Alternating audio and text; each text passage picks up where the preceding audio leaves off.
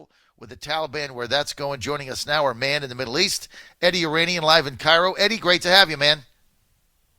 Yes, glad to be with you, John. The winds are blowing in various directions. The last I heard at the top of the hour, they're saying it's not clear how many seats Netanyahu and the coalition partners that he would prefer to ally with have. It's been tossed around that he had 60 at the start of the day. He needs 61 to actually form a coalition. And now the BBC was saying he appears to have 59. I don't think that's final, so I don't know that it really we can make that conclusion at this point. But and of course, the BBC is not a fan of Netanyahu, so I'm not sure we should take that for gospel either. But it is a little bit closer than they were saying earlier in the morning. It looks though right now, though, it looks like the Likud party is ahead. What do you see playing out, and do people find this to be a surprise? No, I think there's a sense that President Trump helped Netanyahu with this peace plan with his core voters, and that was a bit of a gift to Netanyahu in the election. And I think Netanyahu has won more seats than he did the last time when it was an inconclusive, or the last two times when they were inconclusive elections. Mm-hmm. But still, he needs to have several smaller parties in order to actually form the alliance, because to actually rule, you need 61 votes in the parliament. The what do you call it? I'm losing my train of thought here, but he needs 61 votes, and at the moment they're saying they're sure he has about 59, which is, of course, I believe 37 for the Likud in and of itself, and the other partners that he usually aligns with or has aligned with in the past push that up to 59 and possibly 60. How does this change anything in the Middle East, in Israel? How does it change anything?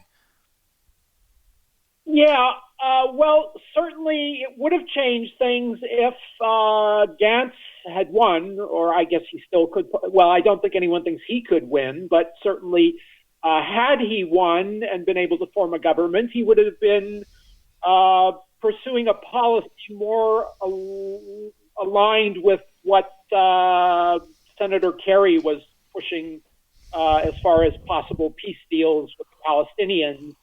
Otherwise, in terms of the Arab neighbors, a lot of Israel's Arab neighbors are doing business with Israel now. So that's been a sea change, and I don't think that really would have happened with Gantz. Anyway, it's in their interest because they're pretty much in a serious antagonistic position with respect to Iran. And so is Israel. So I guess they find themselves to be, like bedfellows. And even Sudan, the Sudanese military leader, met with Prime Minister Netanyahu, I guess last week or 10 days ago, and caused a buzz back home with the Islamists who don't like that. Right. But Islamists are not doing well in the Middle East. So I don't know that anyone should be terribly worried about the Islamists at this point. So let me ask you this. We're with Eddie Yeranian. He's our man in the Middle East, veteran correspondent, CBS Radio News, the voice of America. Edward, you've been with us a very long time. Your assessment of the Trump peace plan, moving the embassy to Jerusalem from Tel Aviv, how much of this has allowing the Israelis to annex the Golan Heights?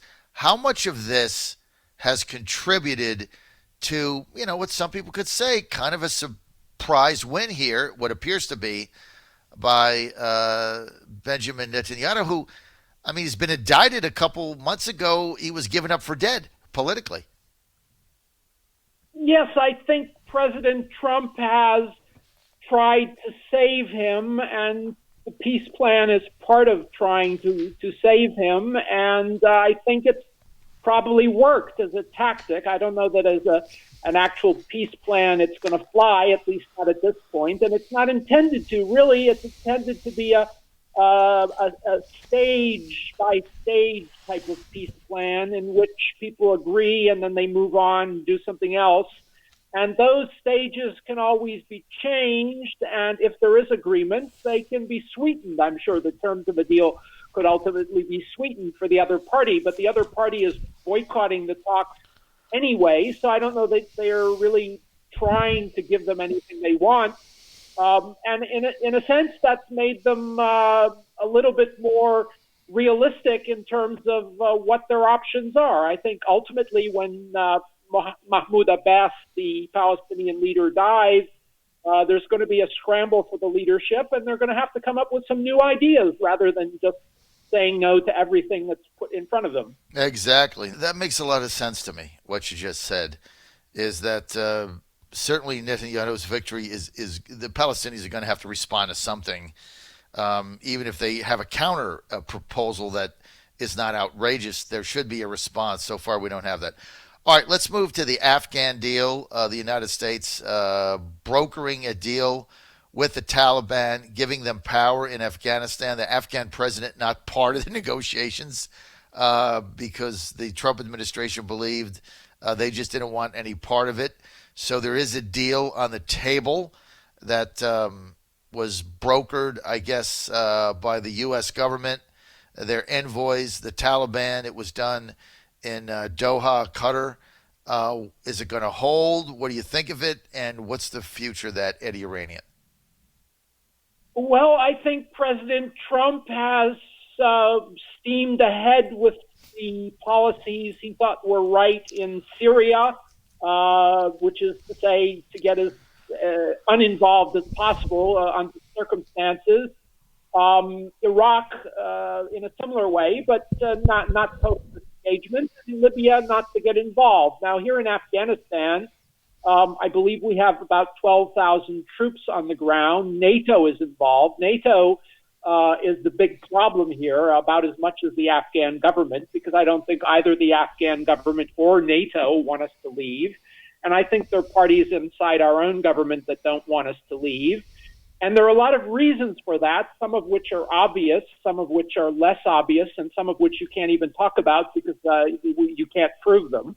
But I think his gut instinct to try to get out of there is correct. And I think even you have a lot of road bumps along the way, and I think that's what the Army, the Defense Secretary Esper said, the road is going to be bumpy, and I guess you need to plow ahead, just like the president is doing on a lot of other issues. So what are the chances that this actually goes through and we pull our troops out of there? How would you rate this, Edward? I'd say probably it's not going to happen that way, and I think probably if we're able to pull out half of those troops, that's at least a half success. And I think part of the problem is you've got, as I said, the Afghan government, it's not cooperating in the sense it needs to release prisoners for the Taliban, and that's not going to happen. The Afghan president said he won't do it. I think that's probably been calculated into the equation by the U.S., not expecting that to happen. But we can just say, well, we've cut our part of the deal, and we're doing what we said we're going to do, and you do what you said you're going to do.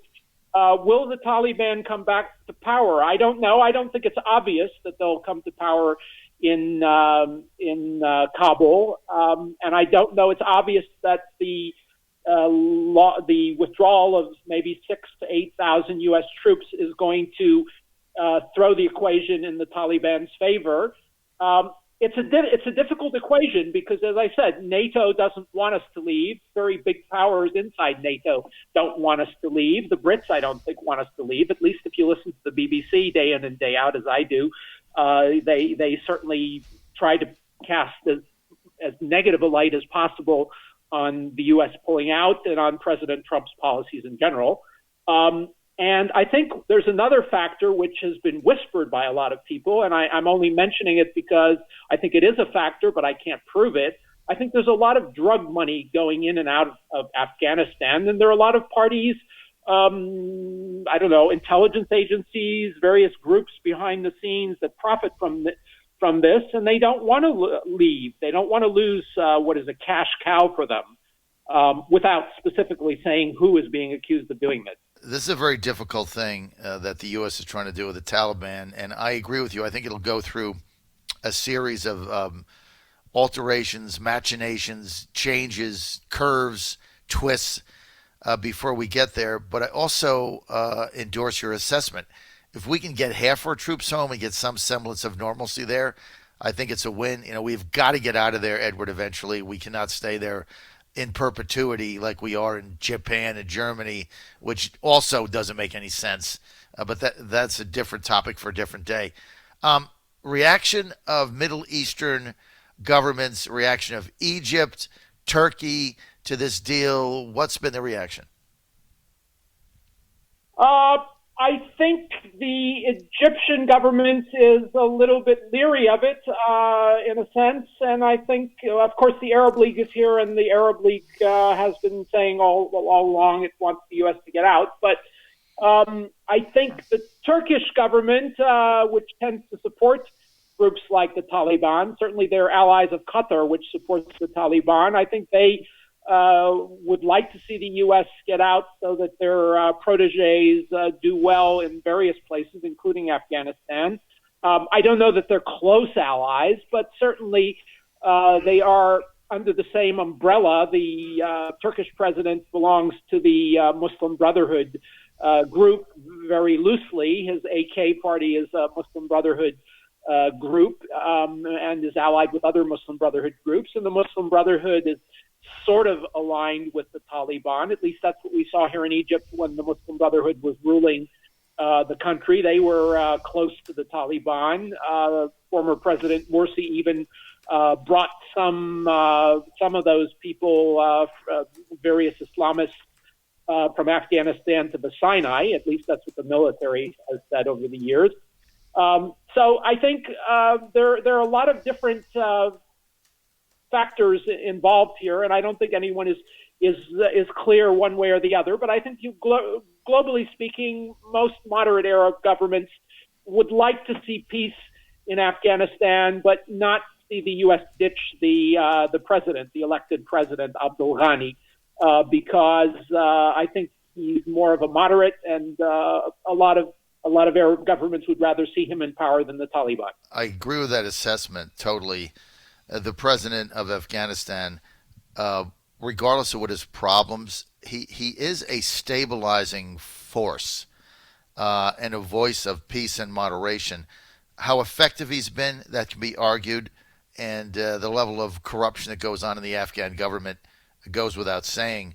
But I think you're right. It seems like the majority of Middle Eastern governments would like to see him stay in some leadership role. Obviously, that everybody has a fear that whatever the Taliban says, they're going to immediately start bombing things and blowing people up the next day after we get out of there. I mean, and like the president said, if that happens, we'll have to go back. But I think everybody's anticipating that. And I remember one story when the president talked about meeting Taliban leaders in Washington. One of his White House officials said, "Do you realize who these people are?" And you're kind of going to be shocked when you meet them. So we'll see how that goes. Great update. Eddie Yeranian live in Cairo, Egypt, our man in the Middle East. Ed, thanks for being with us.